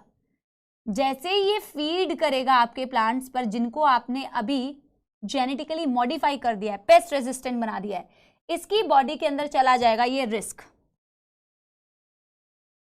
और रिस्क के साथ क्या है बेटा, रिस्क के साथ जुड़ा है एक एंटीसेंस एमआरएनए। क्या आप बच्चे दिमाग लगा पा रहे हैं कि क्या होने वाला है? रिस्क के साथ एक एंटीसेंस एमआरएनए जुड़ा हुआ है। आप मुझे बताओ बेटा, क्या ये एंटीसेंस एमआरएनए कहीं ना कहीं इसके सेंस एमआरएनए के साथ कॉम्प्लीमेंट्री बॉन्ड बना सकता है कि नहीं? क्या इस सेंस एमआरएनए को बेटा, बहुत सारे रिस्क होंगे, वैसे तो मैंने तो एक रिस्क बना के बताया, बहुत सारे रिस्क होंगे बहुत सारे एंटीसेंस के साथ। क्या ये रिस्क विद एंटीसेंस एमआरएनए इस नीमाटोड के सेंस एमआरएनए के लिए कॉम्प्लीमेंट्री होगा? अगर हाँ तो आप मुझे थोड़ा सोच के बताओ क्यों। अगर हाँ बोल रहे हो तो सोच के बताओ क्यों कॉम्प्लीमेंट्री होगा? क्योंकि मैम जो जीन आपने, जिस जीन से आपने इस एमआरएनए को बनाया था, जिस जीन से आपने ये सेंस एंटीसेंस बनाए थे ना मैम, वो नीमाटोड की जीन थी, वो यही जीन थी। तो जो सेंस एमआरएनए यहां बन रहा था ना बेटा, वही सेंस एमआरएनए यहां पे भी बना था, जिसके कॉम्प्लीमेंट्री एंटीसेंस भी प्रोड्यूस करवाया था हमने। यानी ये एंटीसेंस जो सेंस के कॉम्प्लीमेंट्री था वो यही नीमाटोड वाले का ही तो सेंस एमआरएनए होगा ना बेटा। सोच पा रहे हो कि नहीं मेरे बालकों? थोड़ा दिमाग पे जोर डालो बच्चा पाड़ी, क्योंकि हमने नीमाटोड स्पेसिफिक जीन को ही तो इंट्रोड्यूस किया था ना। नीमाटोड की ऐसी जीन को हमने इंट्रोड्यूस किया कि सेंस एंटीसेंस दोनों बना पाए। यानी जो ये एंटीसेंस बचा हुआ था मैम, जब ये नीमाटोड को फीड करेगा तो ये एंटीसेंस जाके किसके ऊपर बैठ सकता है मैम? ये RISC with antisense will bind to बेटा दिस सेंस एमआरएनए और फिर से डबल स्ट्रैंडेड बना देगा। देखो, रिस्क विद एंटीसेंस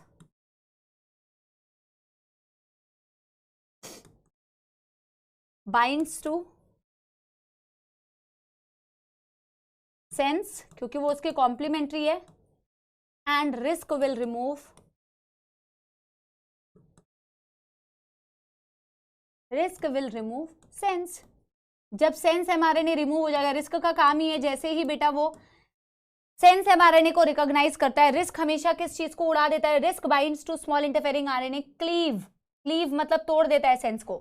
ये यहाँ पे भी जाके बेटा सेंस के ऊपर चिपकेगा, जैसे ही सेंस के ऊपर चिपकेगा ये सेंस को उड़ा देगा, प्रोटीन ही कोड नहीं होगी। और जब कोई प्रोटीन कोड नहीं होगी तो मैम इसकी ग्रोथ नहीं होगी, नीमाटोड मर जाएगा। क्योंकि नीमाटोड इसीलिए मर जाएगा क्योंकि उसकी ग्रोथ नहीं हो पाएगी, फीड नहीं कर पाएगा। मेरी बात समझे? बन गया पेस्ट रेजिस्टेंट प्लांट। अब आप देखो, सिर्फ अगर आप इसकी एनसीईआरटी की रीडिंग करते, आई कैन एश्योर यू आपको नहीं समझ में आता बेटा। सिर्फ एनसीईआरटी की रीडिंग करते आप नहीं समझ सकते। ये एक ऐसा टॉपिक बेटा इस चैप्टर में दिया हुआ है, इकलौता ऐसा टॉपिक जिसमें एनसीईआरटी ने बहुत ही बेटा मैं कहूंगी इनकम्प्लीट इन्फॉर्मेशन दी है। बट रीजन भी ये बेटा, वैसे तो देखा जाए ना, ये भी मैंने तुम्हें पूरा टॉपिक थोड़ी पूरा डिटेल में समझाया। अगर आप टॉपिक की गहराई में जाओ तो टॉपिक बहुत गहरा है बेटा, बहुत डिटेल्ड है। चाहूं तो मैं आपको बहुत डिटेल बता सकती हूँ, बट क्या आपको रिक्वायर्ड है बेटा? वो आपको रिक्वायर्ड ही नहीं है, तो जबरदस्ती का कॉम्प्लिकेशन हमें नहीं करनी है। आप इसे पॉज करके नोट करो। एक पॉइंट बस बेटा जो नीट में भी पूछा गया था, बस वो मैं आपको एक बारी नोट फॉर्म में लिखवा देती हूँ, ठीक है? इंपॉर्टेंट पॉइंट्स भी मैं आपको लिखवा दूंगी बट एनसीईआरटी की रीडिंग के बाद, ठीक है?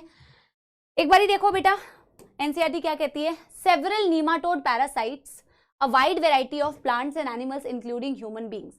ये हमने ऑलरेडी लाइन लिखी हुई है, एनिमल किंगडम में पढ़ी थी कि निमाटोड्स जो होते हैं मैम पैरासाइटिक होते हैं on wide variety of plants पे भी होते हैं, एनिमल्स पे भी होते हैं, इंक्लूडिंग ह्यूमन बींग्स। मैम एक ऐसा ही पैरासाइट मैम मेंशन किया हुआ है निमाटोड मिलाइडोगाइनी इनकॉग्निशिया, जो बेटा क्या करता है, रूट्स ऑफ टोबैको प्लांट्स को इन्फेक्ट करता है and causes great reduction in the yield, उसकी प्रोडक्टिविटी को कम करता है।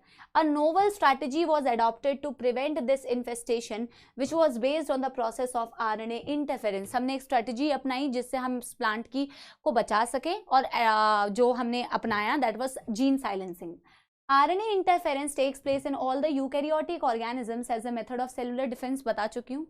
This method involves silencing of a specific mRNA due to a complementary double-stranded RNA molecule that binds to it and prevents the translation of mRNA called as silencing। मैंने आपको ये भी बताया कि सबसे इम्पॉर्टेंट बात कि जीन साइलेंसिंग होती कैसे है ma'am.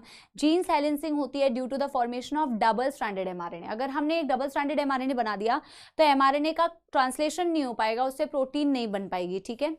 The source of complementary RNA could be from an infection. बेटा इसको आप एक नोट डाल के लिखो, ये आई थिंक 2000 2022 में बेटा ये क्वेश्चन भी आया था। बेटा जैसे कि हमने बोला ना कि हमने डबल स्ट्रैंडेड एमआरएनए कैसे बनाया, हमने वो सोर्स कहाँ से लेके आए, हमने वो डबल स्ट्रैंडेड एमआरएनए बनाया जब हमने, क्योंकि हमें बेटा प्लांट्स में इन्फेक्शन करना था, प्लांट्स को क्या बनाना था बेटा, पेस्ट रेजिस्टेंट, हमें टोबैको प्लांट्स को पेस्ट रेजिस्टेंट बनाना था। तो हमने प्लांट्स में बेटा वो डबल स्ट्रैंडेड एमआरएनए कैसे बनाया, हमने डबल स्ट्रैंडेड एमआरएनए बनाया एग्रोबैक्टीरियम ट्यूमिफेशंस का यूज करके। तो हमने जो वेक्टर यूज किया बेटा एग्रोबैक्टीरियम ट्यूमिफेशंस था, क्योंकि हमारा होस्ट जो था वो होस्ट हमारा प्लांट था। तो हमारा जो सोर्स था एमआरएनए को लाने का, डबल स्ट्रैंडेड बनाने का, वो सोर्स मैम हमारा एग्रोबैक्टीरियम ट्यूमिफेशंस के थ्रू था, क्योंकि हम प्लांट्स में कर रहे थे। ऐसा ही बेटा अगर आपको किसी और कोई और होस्ट है बेटा, एनिमल सेल है, तो आप बेटा वायरसेस का भी यूज कर सकते हैं, जो कि ये लिखा भी हुआ है कि वैसे केस में आप जो वेक्टर्स का यूज करते हैं, the source of complementary RNA, जो आप डबल स्ट्रैंडेड बना रहे हैं complementary RNA, could be from an infection by viruses having RNA genome. आप बेटा एनिमल सेल के लिए कर रहे हो तो फिर बेटा वायरसेस का यूज कर सकते हो, या बेटा कुछ जंपिंग जीन्स भी होती हैं जिन्हें ट्रांसपोजॉन्स बोलते हैं, तो उनको भी एज अ वेक्टर आप यूज कर सकते हो। बट इसकी डिटेलिंग एनसीईआरटी में नहीं है, आप सिर्फ एक नोट डाल के लिखोगे, क्योंकि हम बेटा टोबैको प्लांट्स के लिए काम कर रहे हैं। तो हम जो एमआरएनए डबल स्ट्रैंडेड बना रहे प्लांट के अंदर, उसके लिए हम जो वेक्टर का यूज कर रहे हैं टीआई प्लाज्मिड का यूज कर रहे हैं। बट बेटा otherwise the source of complementary mRNA can be बेटा infection using a virus, virus से करवा दो एनिमल सेल, या फिर बेटा जंपिंग जीन्स होती है ट्रांसपोजॉन्स, उनसे आप बेटा करवा सकते हो। वायरसेस हैविंग आरएनए जीनोम और मोबाइल जेनेटिक एलिमेंट्स, मोबाइल मतलब मूव करने वाली, जंपिंग जीन्स बोलते हैं, transposons that replicate via an RNA intermediate, इससे भी आप कर सकते हो, इसको भी एज अ वेक्टर यूज कर सकते हो इन अदर केसेस। अब बेटा यहां क्या कर रहे हैं, using agrobacterium vector nematode specific gene was introduced into the host plant. आपने नीमाटोड स्पेसिफिक जीन को प्लांट के अंदर इंट्रोड्यूस किया ना बेटा, लेकिन कैसे इंट्रोड्यूस किया, मॉडिफाई करके। Introduction of the DNA was such that it produces both sense and anti sense RNA in the host cell. आपने इसे इस तरीके से इंट्रोड्यूस किया कि आप सेंस और एंटी सेंस दोनों को बना पाए। आपने इस तरीके से डीएनए को इंट्रोड्यूस किया मॉडिफाई करके कि वो होस्ट के अंदर सेंस एंटी सेंस बेटा दोनों चीजें बना रहा था। These two RNA being complementary to each other formed a double-stranded RNA that initiated RNA interference, thus silenced the specific mRNA of the nematode।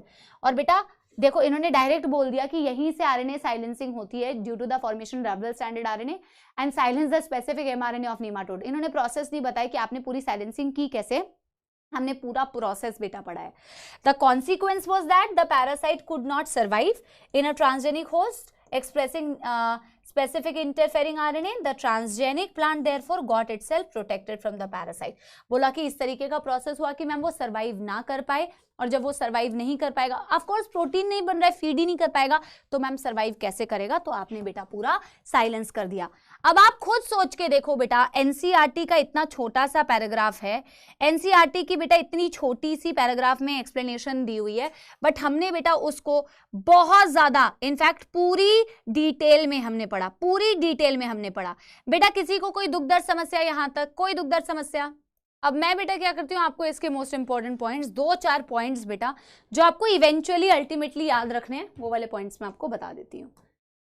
Insulin वाला टॉपिक तो बेटा बहुत ही इजी है और एनसीईआरटी में भी अच्छे से एक्सप्लेन किया हुआ है, ठीक है। तो पॉइंट्स टू रिमेंबर मैं बता दे रही हूँ। एक गर्म पानी भिजवा दो यार please. Points to remember,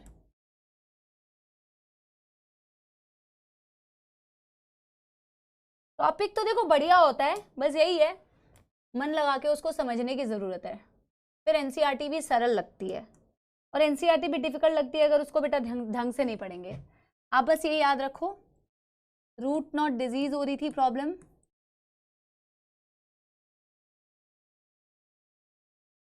board को बेटा मौत आना स्टार्ट हो गई।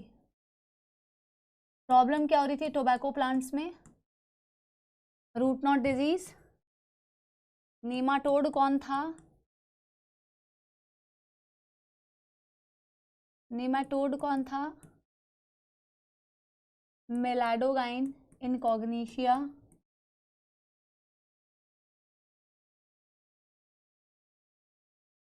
वेक्टर क्या इस्तेमाल किया, agrobacterium,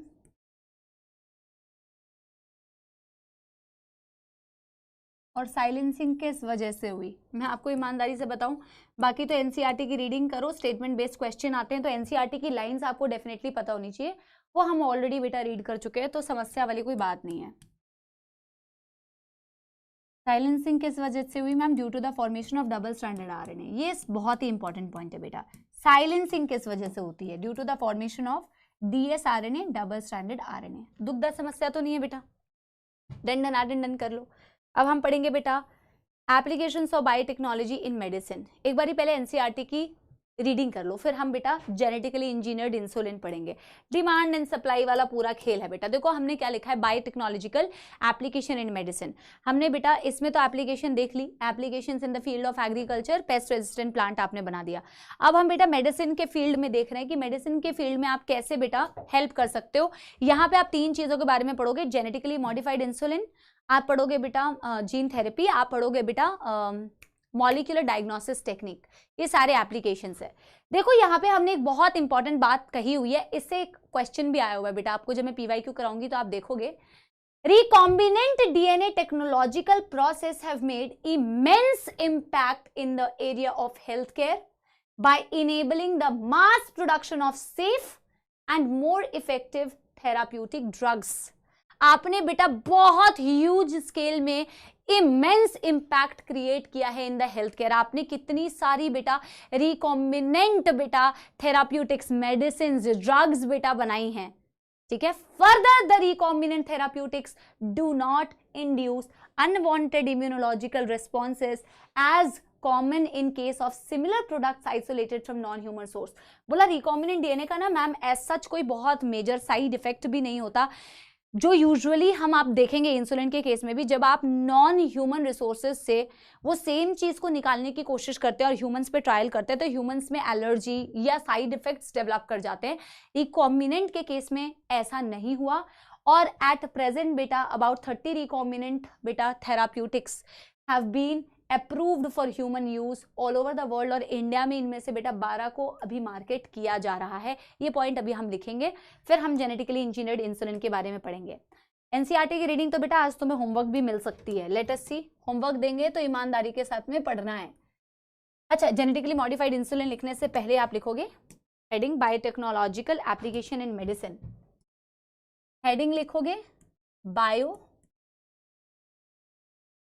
technological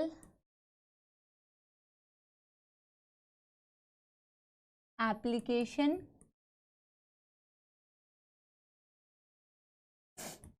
in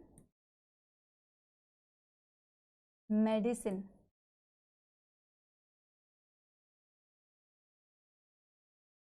biotechnological application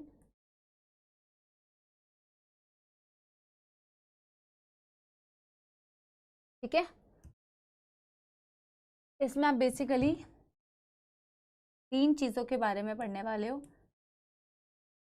genetically modified insulin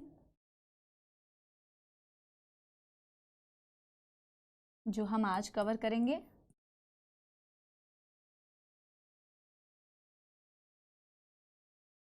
number 2 gene therapy,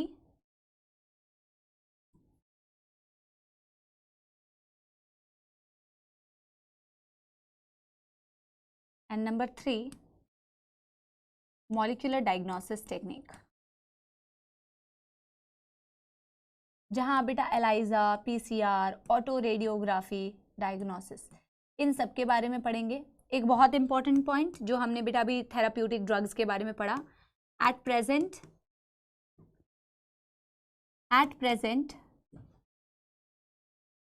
30 recombinant therapeutics, 30 recombinant therapeutics is being developed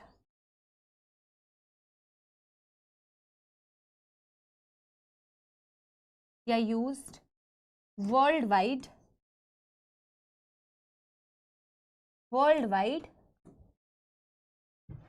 out of which ये बेटा डेटाबेस क्वेश्चन आता है, कितनी वर्ल्ड वाइड और कितनी इंडिया में। तो 30 बेटा वर्ल्ड वाइड, जिसमें से 12 इंडिया में मार्केटिंग की जाती है, out of which 12 recombinant therapeutics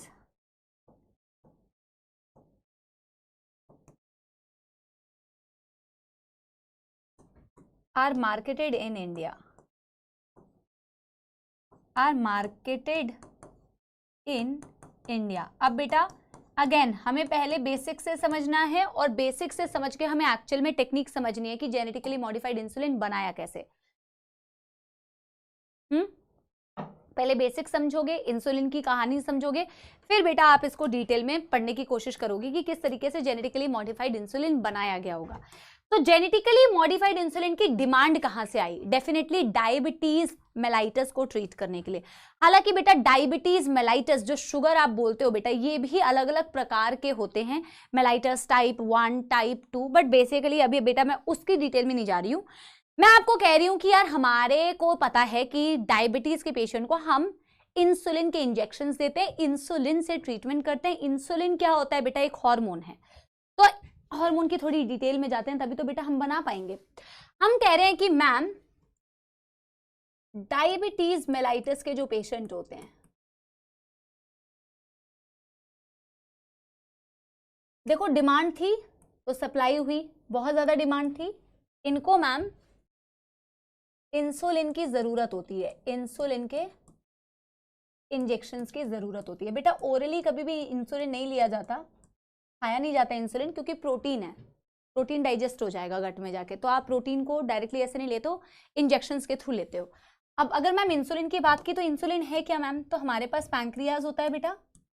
अब तुम्हारा डाइजेशन वाला तो चैप्टर डिलीट हो गया है, बट ये वाली कहानी तो तुम्हें मैंने भी बताई हुई है। पैंक्रियाज एक मिक्स ग्लैंड है बेटा, इसका एक्सोक्राइन पार्ट भी होता है जो 99% होता है cells of acini acinar cell, लेकिन मैंने तुम्हें इसका एंडोक्राइन पार्ट पढ़ाया हुआ है एंडोक्राइन वाले चैप्टर में, जिसे बोलते हैं आइलेट्स ऑफ लैंगरहेंस। जिसे क्या बोलते हैं? Islets of Langerhans. ये आइलेट्स ऑफ लैंगरहेंस जो होते हैं बेटा, जो इसका एंडोक्राइन पार्ट होता है, इसमें अलग अलग टाइप के सेल्स होते हैं, जिनमें मैंने तुम्हें बताया था अल्फा सेल्स होते हैं बेटा और बीटा सेल्स होते हैं। अल्फा सेल्स प्रोड्यूस करते हैं ग्लूकागॉन और बीटा सेल प्रोड्यूस करते हैं मैम इंसुलिन। हाँ या ना? पहली बात तो बेटा तुम्हें ये समझ में आ रही है ना इंसुलिन कैसे प्रोड्यूस हुआ। और इंसुलिन करता क्या है बेटा? ब्लड ग्लूकोज लेवल को कम करता है, हाइपोग्लाइसेमिक हार्मोन होता है, ब्लड शुगर को कम कर रहा होता है, सेल्स को कहता है कि ग्लूकोज को यूटिलाइज कर लो। अब बात समझ आई? अब बेटा ये भी हमें पता है कि मैम इंसुलिन जो होती है पर्टिकुलर क्रोमोसोम से बेटा कोड होती होगी। हमारे पास क्रोमोसोम होगा, हमारे पास अलग अलग क्रोमोसोम है, एक पर्टिकुलर क्रोमोसोम नंबर मैं इसलिए नहीं बता रही हूँ फिर तुम बेटा उससे रटते रहोगे, उसकी कोई आवश्यकता नहीं है, मेरी बात समझना। मैम वहां से पर्टिकुलरली ये इंसुलिन सिंथेसाइज होता होगा हमारी बॉडी के अंदर definitely.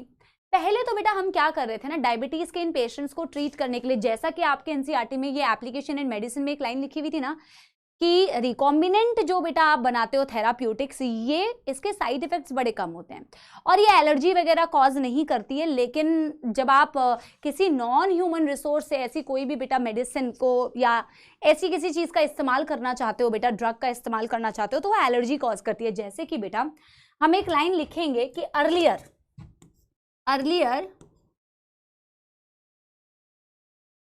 Insulin was extracted from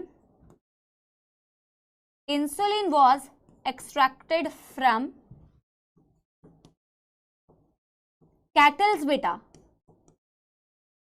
and pigs, cattles and pigs for human usage,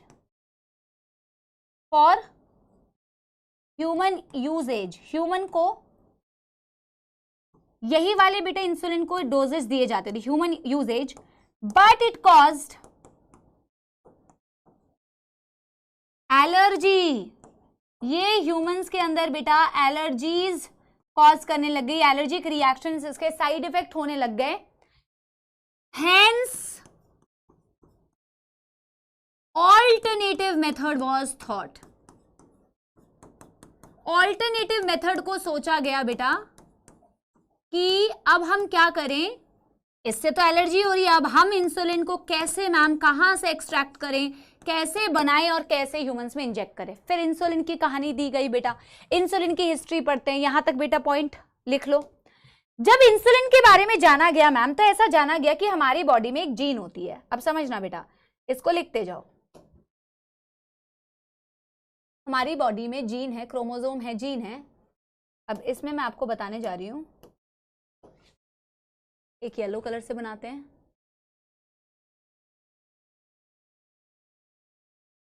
एक पिंक कलर से बनाते हैं, एक बनाते हैं ग्रीन कलर से। अब मैं कह रही हूं मैम, ये इंसुलिन की जीन है।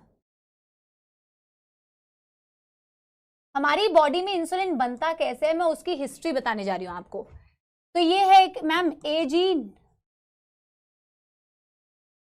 सी जीन एंड बी जीन। मैंने ऐसे ही लिखा है, ABC लगातार नहीं लिखा है। A gene, C gene, B gene. Ma'am gene से क्या बनता है बेटा? डीएनए से आरएनए बनता है, आरएनए से प्रोटीन बनता है, हाँ या ना? डीएनए से आरएनए बनेगा, आरएनए से इवेंचुअली प्रोटीन बनेगा। तो मैं कह सकती हूँ मैम इवेंचुअली ना, इन्हीं जीन से इवेंचुअली प्रोटीन कोडिंग होगी। प्रोटीन क्या होती है? अमीनो एसिड की चेन। तो इवेंचुअली मैम इन जीन से प्रोटीन की चेन बनेगी। प्रोटीन की चेन कैसे बनती है मैम? प्रोटीन की चेन कुछ ऐसे बनती है बेटा, ए चेन, अब मेरे को देखते जाओ, ऑब्जर्व करते जाओ, B chain, sorry A chain, C chain and B chain. समझना, मैंने इसीलिए ऐसे बनाया। आपको मैं एनसीईआरटी से दिखा भी देती हूँ। ये है येलो वाली ए प्रोटीन की चेन। चेन क्यों बेटा? प्रोटीन की चेन को ऐसे बोलते हैं ना। ये है सी चेन और ये चेन है बेटा जिसे बोलते हैं बी चेन। एनसीईआरटी में दिखाया भी हुआ है कि ये डाइसल्फाइड बॉन्ड से जुड़े होते हैं। मैं भी आपको दिखा दूंगी, डाइसल्फाइड बॉन्ड होता है, ठीक है। ए चेन में भी होता है आपस में। यहाँ पे थोड़ा कचरा बन जाएगा, मैं लास्ट में आपको बना के बताऊंगी।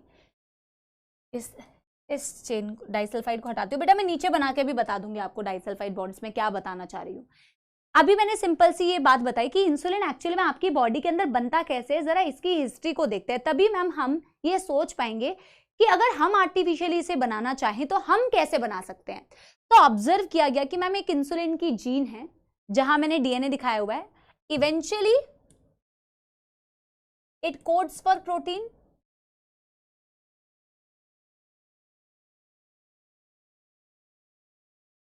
इवेंचुअली तो बेटा आगे जाके तो प्रोटीन बनेगा, इंसुलिन बनेगी। बट मैम इंसुलिन जब इनिशियली बनती है तो इंसुलिन में बेटा ऐसे 3 चेन्स होते हैं। ए चेन, ए से डायरेक्टली कनेक्टेड है ग्रीन वाली सी चेन, और सी से कनेक्टेड है बेटा बी चेन। इस बेटा स्ट्रक्चर को बोलते हैं प्रो इंसुलिन। समझना मेरी बात, इसे बोलते हैं प्रो इंसुलिन। इसे प्रो इंसुलिन क्यों बोला मैम? क्योंकि ये इनएक्टिव, मतलब ये मैच्योर इंसुलिन नहीं होता, ये इमैच्योर इंसुलिन है। ये मैच्योर इंसुलिन नहीं है बेटा, ये इमैच्योर इंसुलिन होता है, प्रो इंसुलिन होता है, जिसमें इंसुलिन की 3 चेन्स हैं बेटा, ए, सी एंड बी चेन। जब ये तीनों चेन आपस में कनेक्टेड है तो ये इमैच्योर चेन है, प्रो इंसुलिन स्टेज में है। बेटा हमारी बॉडी में ऐसी मैकेनिज्म होती है कि इवेंचुअली इस प्रो इंसुलिन से आपका तगड़ा मैच्योर इंसुलिन बन के तैयार हो जाएगा। मैच्योर इंसुलिन में सी चेन बेटा नहीं होती, सिर्फ होती है बेटा ए एंड बी चेन। किसमें कितनी अमीनो एसिड है जरूरत नहीं है, एक्स्ट्रा है बेटा वो सब। सिर्फ ये याद रखना है, मैं भी आपको एनसीईआरटी में दिखाऊंगी भी कि एक मैच्योर इंसुलिन में मैम सी चेन नहीं होती, सिर्फ ए और बी चेन ही होती है। सी चेन रिमूव हो जाती है क्योंकि एक्स्ट्रा होती है, वो एक्स्ट्रा सी चेन या सी पेप्टाइड प्रोटीन है, सी पेप्टाइड इज रिमूव्ड। आपकी बॉडी नेचुरली बेटा ये मैकेनिज्म कर लेती है, वो सी पेप्टाइड सी चेन को बेटा रिमूव कर देती है, जिससे सिर्फ ए और बी चेन आपके पास रहे। और यही होते हैं बेटा मैच्योर इंसुलिन में। मैच्योर इंसुलिन ओनली हैज बेटा A and B chain, C chain immature में होता है, मैच्योर में नहीं होता। और बेटा ए और बी में भी आपस में डाइसल्फाइड बॉन्ड है, 2 दिखाए हुए होंगे, और एक ए में बेटा खुद के अमीनो एसिड के बीच में भी डाइसल्फाइड बॉन्ड है। पहले तो मैं ये एनसीईआरटी से आपको दिखाती हूँ, क्योंकि अगर आपको ये नहीं समझ लगा फिर आप इंसुलिन बनाओगे कैसे। इंसुलिन को बनाने के लिए पहले इंसुलिन होता कैसा है, दिखता कैसे है बेटा, ये तो आपको समझना पड़ेगा, हाँ या ना? आपको ये कहानी समझ में आई? मैं थोड़ा सा ना ये एनसीईआरटी से पहले आपको दिखाती हूँ एक डायग्राम। ये देखो बेटा, एनसीईआरटी का डायग्राम दिया हुआ है। ये ब्लू वाली ए चेन दिखाई हुई है, ये ग्रे वाली बेटा सी चेन दिखाई हुई है, और ये ग्रीन वाली बेटा बी चेन दिखाई हुई है। ये ऊपर वाला जो डायग्राम है ये दिखाया हुआ है प्रो इंसुलिन इमेच्योर इंसुलिन का। आगे देखो maturation of pro insulin into insulin. जब प्रो इंसुलिन से इंसुलिन बनता है तो ए और बी चेन आपस में जुड़ी हुई होती है, सी चेन अलग हो जाती है, फ्री हो जाती है। ए और बी के बीच में आपस में 2 डाइसल्फाइड बॉन्ड है बेटा, और ए में आपस में अंदर में भी अपने अमीनो एसिड में डाइसल्फाइड बॉन्ड दिखाया हुआ है। क्या मेरी बात समझ गए? क्या मेरी बात समझ गए? यस। अब देखो, अब हमने क्या किया, और अब पहले मैं, अच्छा चलो ये तो मैं तुम्हें थोड़ा सा होमवर्क भी दे सकती हूँ ना। पहले मैं तुम्हें कॉन्सेप्ट पढ़ाऊँ, थोड़ा तो बेटा टीचर को भी होमवर्क देना चाहिए, वंस इन अ वाइल, 4 महीने में एक बार, कहाँ मिलता है तुम्हें। अब बेटा अब देखो हम क्या करेंगे, हम नहीं करेंगे, हम तो करेंगे, शायद आप करोगे कभी फ्यूचर में ऐसा बेटा, क्या पता आप कर सकते हो, बढ़िया पढ़ाई लिखाई करोगे तो आप कर पाओगे। अब देखो, क्योंकि बेटा कैटल से, पिग से जो इंसुलिन निकाल के दिया जा रहा था उससे तो मैम एलर्जी हो रही थी, वो हमारे काम का नहीं था। पूछा जाता है सबसे पहले बेटा इसमें से डेटा। एली लिली, क्या नाम है बेटा, बढ़िया, Eli Lilly, an American company, an American company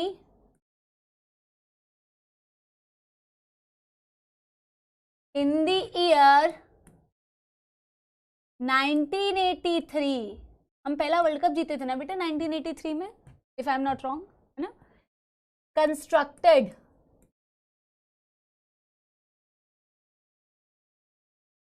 the first genetically modified insulin. आप देखो इन्होंने कैसा कंस्ट्रक्ट किया, और पहले भी कई लोगों ने बेटा ट्राई किया था पर वो बना नहीं पाए थे। अब देखो लोगों ने सोचा कि यार जेनेटिकली मॉडिफाइड इंसुलिन तो बनाना है, हमने जीन को आइडेंटिफाई कर लिया कि ma'am A B C chain होती है, ये जीन होती है। और बेटा मैंने आपको पहले भी बताया हुआ है, जिस भी जीन से हम काम करते हैं उसकी सारी नॉलेज हमें होती है, उस जीन की सीक्वेंसिंग हमें पता होती है, आगे बेटा आरएनए कैसे बनता है, आगे प्रोटीन कैसे बनता है, we have the entire knowledge. हम चाहें तो एग्जैक्टली बेटा वो जीन चेन्स जो है, हम जीन के ए चेन जिस जीन से बनती है हम उसको लैब में बना सकते हैं, बी चेन जिस जीन से बनती है वो हम लैब में बना सकते हैं, सी चेन जो हमारे बेटा जो जीन है वो हम लैब में बना सकते हैं, ए बी सी जो जीन्स है इंसुलिन के करस्पॉन्डिंग हम उसे लैब में बना सकते हैं। पहले भी बहुत सारे ट्रायल्स किए गए, और ऐसे ए बी सी जीन्स को बेटा बना के नॉर्मल जैसे हम बेटा रिकॉम्बिनेंट बनाते हैं उसे प्लाज्मिड से जोड़ते हैं, प्लाज्मिड से जोड़ने के बाद बेटा ई कोलाई के अंदर डाल देते हैं। आप मेरी बात समझ रहे हो?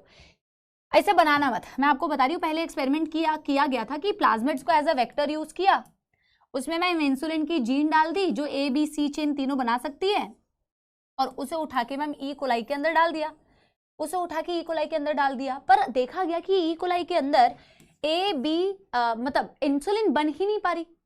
जब आपने ए बी सी चेन वाली जो जीन्स थी जिससे ए बी सी प्रोटीन बनेगा, जैसे बॉडी में बनता है बेटा हमारे, कैसे बनता है, ए जीन से ए चेन बन रही है, बी जीन से बी चेन बन रही है, सी से सी, इंसुलिन का प्रोडक्शन इसी तरीके से हो रहा है। तो मैम जब ऐसा कर रहे थे हम कि उन्हीं जीन्स को उठा के एक वेक्टर के साथ में जोड़ रहे थे प्लाज्मिड के साथ में, और उसे फिर मैम हम ई कोलाई के अंदर इंट्रोड्यूस कर रहे थे कि बनाओ आप इंसुलिन बनाओ, तो बेटा वहां पे इंसुलिन बन ही नहीं रहा था।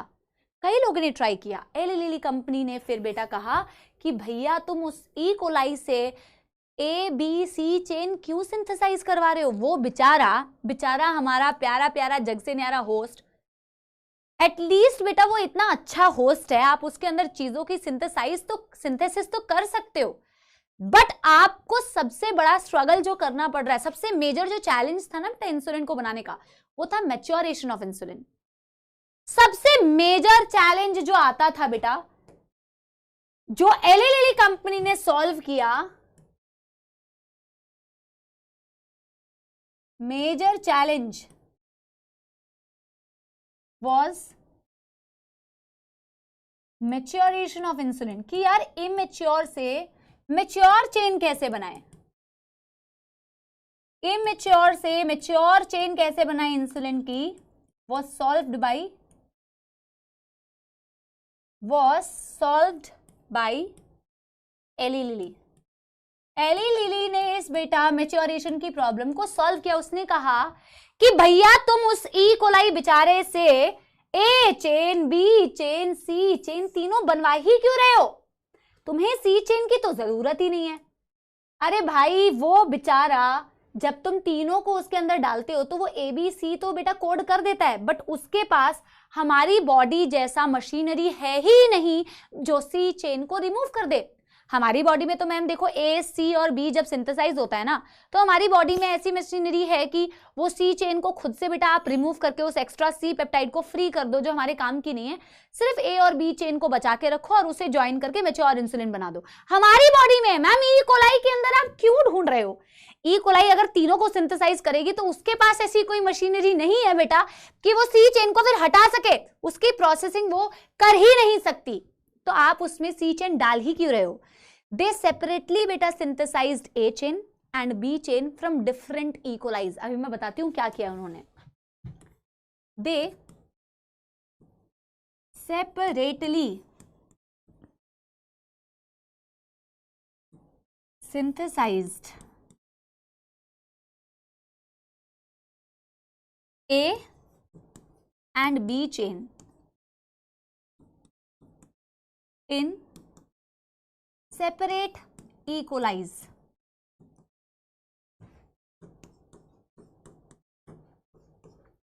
In the lab, both chain were then joined by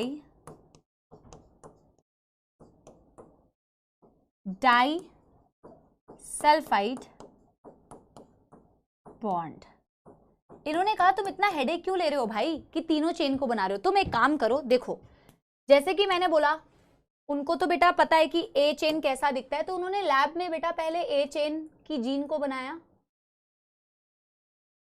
artificially lab में बनाया, ये ए इंसुलिन की जीन है, ठीक है, ए जीन को बनाया, ये पर्टिकुलरली ए जीन है, इतना बड़ा मैंने दिखा दिया, ये ए जीन को बनाया। फिर उन्होंने बेटा एक वेक्टर लिया, कौन सा वेक्टर लिया बेटा, प्लाज्मिड। मौत आ रही है बेटा बोर्ड को, मैं क्या ही बोलूं, मेरे को गुस्सा आने लगता है बेटा। अब बेटा इन दोनों को जोड़ दिया, रिकॉम्बिनेंट बनाया, आपको तो पता ही है कैसे, रिस्ट्रिक्शन एंजाइम से कट करोगे, रिस्ट्रिक्शन एंजाइम से कट करने के बाद बेटा रिकॉम्बिनेंट बना दोगे ना, तो ए जीन को इन्होंने अलग से बनाया, ए जीन के लिए रिकॉम्बिनेंट इन्होंने अलग से बनाया, और इस रिकॉम्बिनेंट को फिर बेटा अलग से किसके अंदर डाला, होस्ट के अंदर, ई कोलाई के अंदर।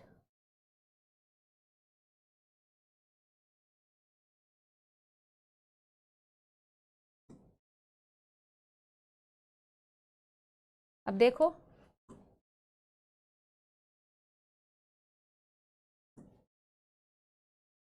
इस ई कोलाई के अंदर सिर्फ ए चेन को प्रोड्यूस करवाया, इस ई कोलाई के अंदर सिर्फ ए चेन को प्रोड्यूस करवाया,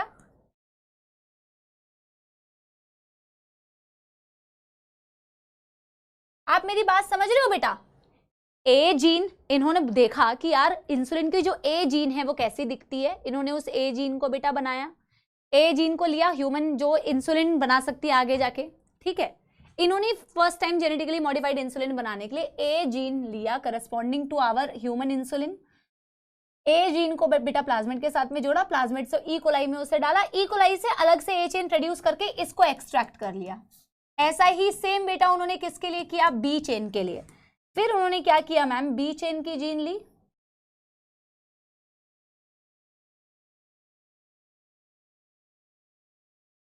जो हमारे बी चेन को बना सकती है, दूसरा एक प्लाज्मिड लिया,